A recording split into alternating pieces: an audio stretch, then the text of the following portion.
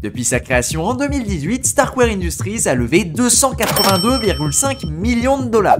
Non, pas ce Stark Industries là. Ouais, celui-là. Et grâce à ces levées de fonds, ils ont maintenant une blockchain fonctionnelle. Cette blockchain, c'est une L2 qui a pour objectif d'améliorer les capacités d'Ethereum, de permettre de faire des transactions plus rapides et surtout en utilisant la technologie Zero Knowledge Rollup. Et c'est probablement la blockchain la plus avancée sur cette technologie à l'heure actuelle. De source sûre, on sait qu'il va y avoir un token. Le token est d'ailleurs déjà déployé sur Ethereum. Et les mécanismes de distribution ne sont pas encore déterminés. L'idée, c'est de se positionner maintenant pour espérer être éligible à cet airdrop quand il arrivera. Et il faudra prévoir environ 30 à 40 $ d'Ethereum pour tout faire. On commence maintenant. Pour aller sur Starknet, il faudra avoir ArgentX. Donc on va venir le télécharger et le rajouter. Je vais venir créer un nouveau wallet. On a 2-3 disclaimers parce que le projet est en alpha. On va donc cliquer sur continuer. Il nous demande de créer un mot de passe et on a notre wallet. Pour le coup, on va juste venir setup une façon pour pouvoir le recouvrer au cas où. Et moi, je vais venir sauvegarder la recovery phrase. On va donc passer sur le mainnet et on va créer un compte. Et nickel. Je vais cliquer sur Add Funds et on va venir bridger. Alors juste un point important, il faut que ton MetaMask et que ton wallet ArgentX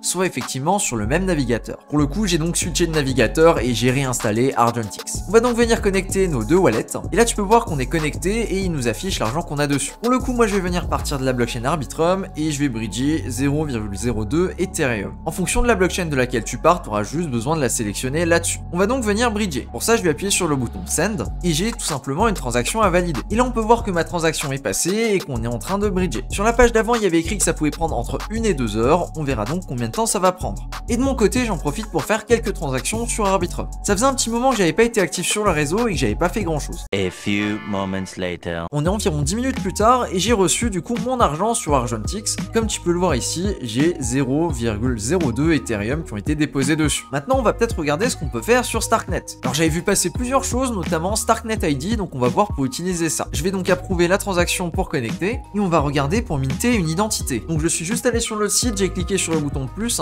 et ça m'a permis de minter une identité. Là j'ai mon Starknet ID avec un numéro et si je vais back to identities, j'ai effectivement donc le logo là que je viens de minter plus un autre si je veux en minter une autre. Pour le coup ça coûte quasiment rien, c'est juste quelques centimes. On a également l'autre possibilité avec Starknet Domain. Donc par exemple ici je vais rentrer Cryptomage et je peux avoir le domaine cryptomage.stark. À partir de là on peut décider de minter un nom de domaine. Je vais du coup minter un nom de domaine pour un an et j'en ai pour 0,009 Ethereum, ce qui fait environ 10 $. Je vais cliquer sur Register from L2 parce qu'on est directement sur Starknet et on va prendre un nom de domaine en .stark. J'approuve et j'approuve. Pendant que cette transaction là elle passe, on peut aller sur MintSquare. MintSquare c'est un petit peu le OpenSea de chez Starknet.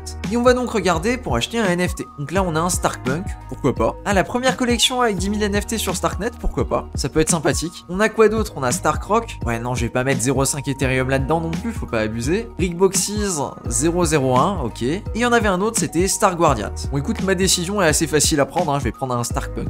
Ok, donc on va regarder pour filtrer, tac, price, low to high. On va regarder si on a un stylet. Moi j'aime bien les fonds, ils sont super bien foutus. Attends, c'est un ape ça? C'est pas censé être rare? Je sais pas, j'ai pas l'impression qu'on a la stat de rareté. Attends, là on a un alien?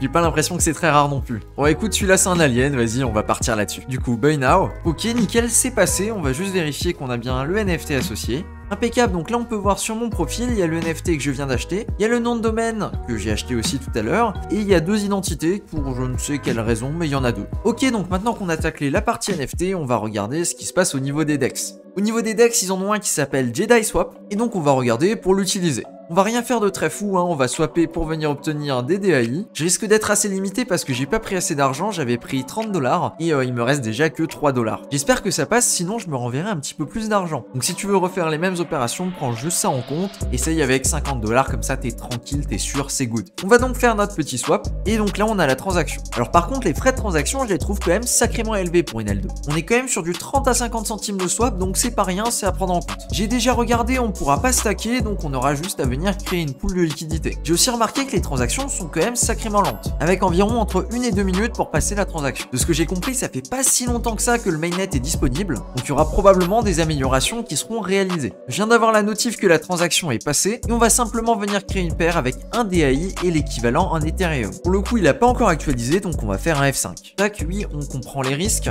Voilà, ça a mis à jour, et on va pouvoir cliquer sur le bouton Supply maintenant. J'espère, comme dit, que j'ai assez de frais pour payer les gaz, sinon on va venir réduire la taille. Nickel, je viens d'avoir la notif que c'est passé. Alors l'interface met un petit peu de temps à s'actualiser, donc j'ai fait le fameux F5 et normalement ça devrait être bon. Et voilà, donc effectivement on peut voir qu'on a une position dessus. À partir de là, moi j'ai fait ce que j'avais à faire. Et pour le coup, ça sert à rien que je bridge dans l'autre sens, parce qu'il me reste quasiment rien à bridger de l'autre côté. J'ai encore 17 centimes, ça fait pas grand chose. Du coup, toi, s'il te reste encore de l'argent et que tu as envie de repartir dans l'autre sens, il faut tout simplement utiliser Orbiter et venir s'en servir dans l'autre sens. On va donc venir cliquer ici pour revenir en arrière, et on peut par exemple partir de Starknet en direction de Arbitrum ou n'importe quelle autre blockchain L2. Il y a même Métis. Il y a même la BNB Chain pour je ne sais quelle raison. Aussi, je suis allé sur l'Explorer et je me suis amusé à regarder les stats. A priori, le mainnet est disponible depuis mai 2022, et il y a environ 5 millions bloqués sur la blockchain à l'heure actuelle. Je me suis également amusé à regarder les utilisateurs actifs, et ici on peut voir que les stats commencent seulement à augmenter à partir d'octobre. Je pense que c'était pas accessible pour tout le monde pendant toute la première période. Pour le coup, à l'heure actuelle, c'est accessible pour tout le monde et il suffit simplement d'utiliser Orbiter pour bridger pour arriver sur la blockchain.